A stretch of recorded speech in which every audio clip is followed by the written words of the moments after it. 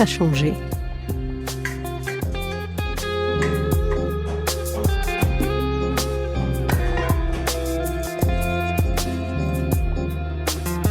Toutes les fenêtres et verrières, avant et après la repose des vitraux, pour des résultats impeccables.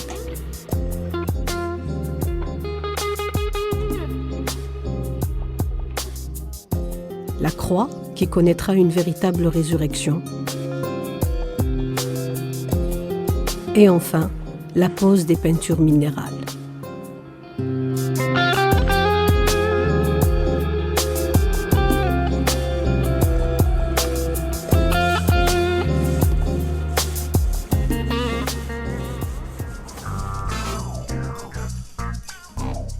À l'intérieur, le chantier avance de concert avec celui de l'extérieur.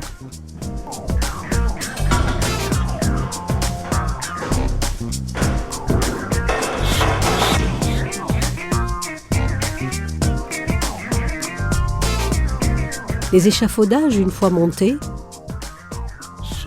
les travaux débutent par les absides et le transept droit. En allant du haut vers le bas, et de la droite vers la gauche.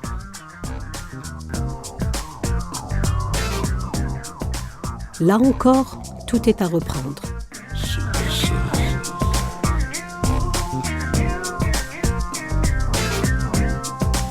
Les murs, les peintures et les ornements.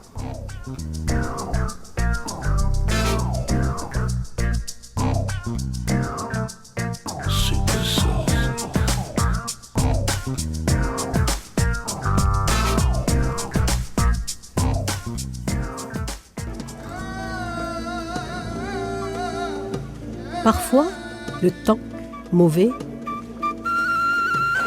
surprend les ouvriers par sa violence et chamboule les programmes. Comme cette pluie qui inonda le cœur de la basilique un jour où l'on ne s'attendait pas. Mais la volonté est indéfectible et le travail continue. En même temps, à l'atelier de restauration des vitraux, Jean-Bernard Donneur et son acolyte Vincent Peunier, deux artistes chevronnés, se penchent sur les vitraux. Les vitraux de Saint-Augustin, la plupart sont des vitraux ornementaux, des vitraux sulpiciens. Ils datent de la fin du 19e siècle et du début du 20e, jusqu'on va dire jusque vers les années 1900-1910. Ils sont de très belles factures, ils ont été très bien réalisés, mais ils souffrent naturellement des effets du temps. Ça se traduit par un cisaillement des plombs ou un enfoncement des plombs. On peut dire avec ces dernières dizaines d'années, on a une accélération des phénomènes d'oxydation dus aux pluies acides de l'atmosphère. Il y a en particulier une galerie de vitraux qui est absolument unique, je vais dire en Algérie bien sûr, mais en Afrique. Il y a des vitraux de la fin 19e, début du 20e siècle qui expriment toute la finesse de l'art du vitrail français de cette époque.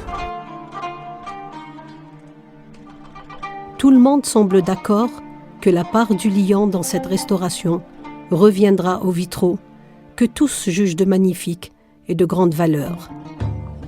Les 132 vitraux vont tous passer entre ses mains expertes.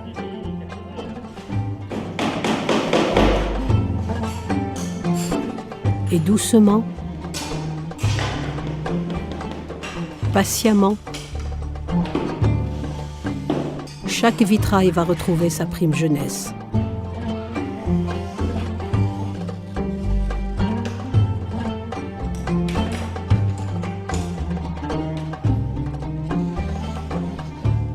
Absorbés par leurs tâches, les maîtres verriers, tels des orfèvres, cisèlent, coupent,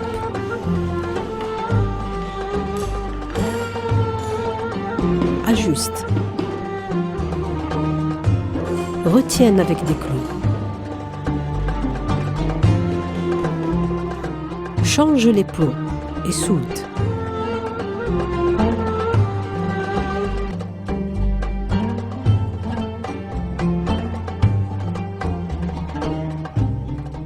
Jusqu'à ce que le vitrail prend forme.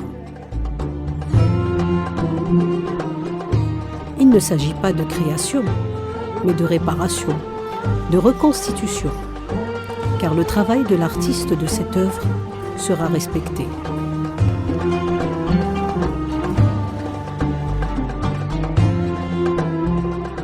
Chaque fois qu'un vitrail se déforme ou qu'un morceau de vitrail tombe, cela se traduit par des pièces brisées.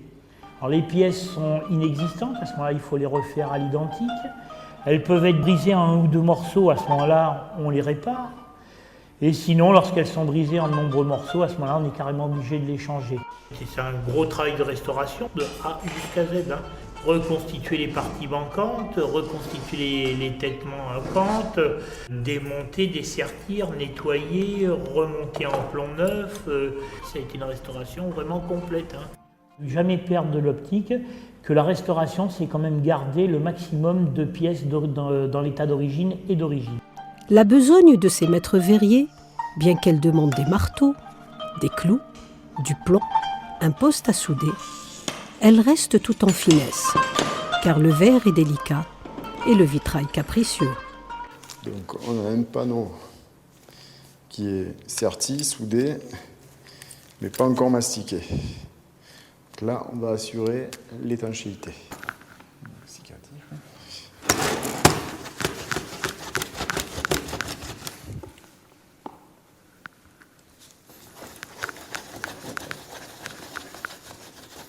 Donc on fait bien pénétrer le mastic sous les plombs, puisque là, sur cette face-ci, ils n'ont pas été rabattus. Donc là, ça pénètre bien en profondeur, ça bouge tous les trous éventuels.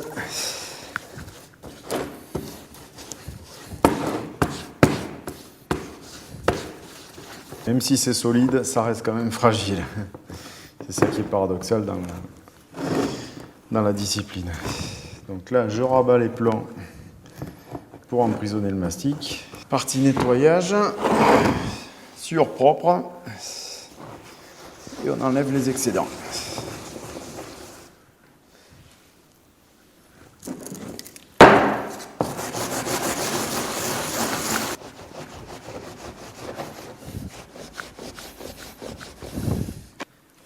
Et voilà, partie nettoyage est terminée. Donc là, on peut passer double vitrage et la pose. Pour assurer une étanchéité encore optimale dans le temps, on va le doubler avec un verre feuilleté. C'est-à-dire que c'est un verre blanc de sécurité, un peu le même style que les verres de pare-brise, avec une feuille de plastique entre 2 verres. On va les mettre tous les deux ensemble et on va les sertir avec du plomb. Donc là, on peut y aller. C'est prêt pour la repose. Alors pour ce qui est des grands panneaux, quand on fait la pose, il faut quand même qu'il y ait un maximum de rigidité pour qu'il dure dans le temps. Donc dans chaque panneau, par rapport à sa taille, on rajoute ce qu'on appelle nous des vergettes. C'est-à-dire ce sont des fers ronds transversaux, on va dire, qui vont rigidifier le panneau sur sa hauteur. On les met à peu près tous les 20 à 30 cm, tout dépend du panneau. Pour ce qui est des compositions figuratives, on a même recours à des vergettes qui font carrément le tour des têtes ou qui épousent la forme des mains, etc., pour ne pas gêner la composition. Tout ça, c'est étudié chez le maître verrier à sa création. Et lorsque les vitraux sont prêts, ils attendront, stockés, le moment adéquat pour être remis à leur place.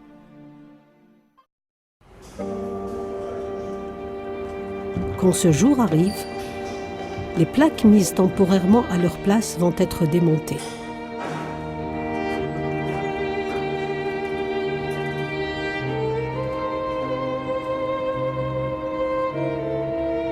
Cette phase de montage sera pénible et longue.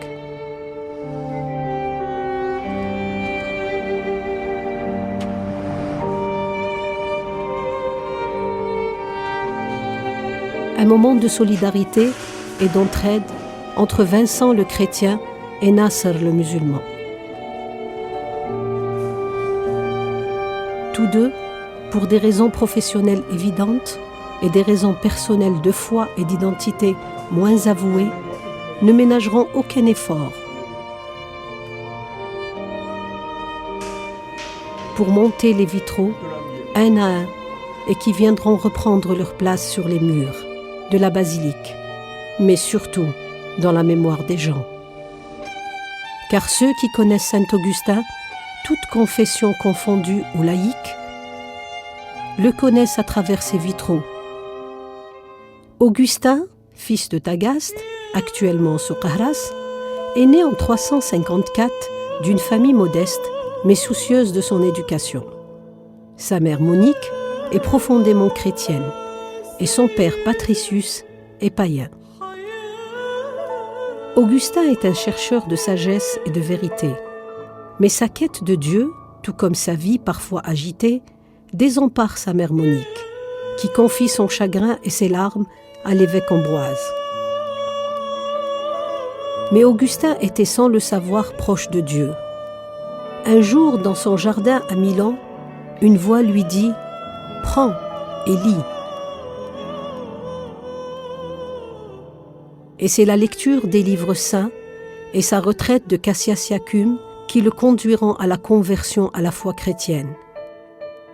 Augustin le chrétien décide de rentrer dans son pays pour partager ce nouveau bonheur. Sur le chemin, il fait une halte avec sa mère à Ostie. Et là, ensemble, s'interrogent ce qu'est la vie en Dieu. Maintenant, son seul désir est de quitter ce monde pour cette vie. Et elle mourut 8 jours après. Désormais seul, Augustin dédia sa vie à la prière et aux études. Sa réputation de saint homme le fait choisir comme prêtre puis comme évêque d'Hippone. Son dévouement auprès des pauvres est aussi important que son dévouement pour sa communauté. Sa rencontre avec cet enfant sur la plage le marqua. Il l'évoque dans son livre Les Confessions. Augustin est un homme de dialogue, d'échange et de polémique. Il est enflammé de l'amour dont il se sent aimé par Dieu, ce qui lui vaut le nom de docteur de l'amour. Augustin mourra durant le siège d'Hippone par les Vandales en 430, laissant derrière lui une pensée féconde et des œuvres majeures qui restent d'actualité, car elles parlent de l'homme de tous les temps et de tous les lieux. On ne peut pas dire vraiment que les vitraux étaient faits dans les cathédrales et dans les églises avec des personnages pour embellir le site, même s'ils l'embellissent. Au début, il n'y avait pas l'imprimerie et donc créer des personnages, raconter l'histoire sainte telle que la vivaient les chrétiens, c'était une façon, à travers des vitraux, donc naturellement, de la raconter. La restauration de la tour lanterne a nécessité un appareillage spécifique, afin d'arriver jusqu'au sommet et atteindre chaque parcelle. Pour cela, la société Girard a fait appel à un sous-traitant algérien. 2 ouvriers et une nacelle ont été dépêchés à la basilique Saint-Augustin.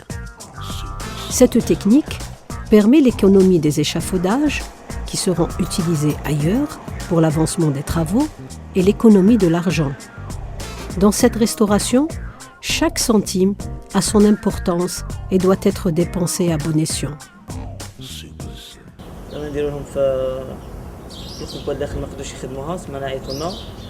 ما بغوش يديروا شافوداج باسكو قال لك يدير لهم بوكو دارجون و سا برون دو طون. تما حنا جيناهم بلا ناسيل و بليكول اون ميم طون باسكو نترافو اون مونتور. جا عندنا فورماسيون عليها درنا فورماسيون في الجي. سول حنا لي زالبينيس الجيريان اللي عندنا لونتربريز هنا. تما لو سول لاسيل دو 360 دوغري. بها كيما تبغي تطلع تود. عندنا هكا واحد ماكسيموم شهر حتى عندنا لا بانتور ونديرو لنا بروسيو لا بيير واش بنتو هكا قال لك باش تقعد باش تريسبيري تسمى عندنا هكا واحد امو. La participation allemande à la restauration de la basilique Saint-Augustin concerne plus précisément le financement des travaux de la restauration de la tour lanterne de la basilique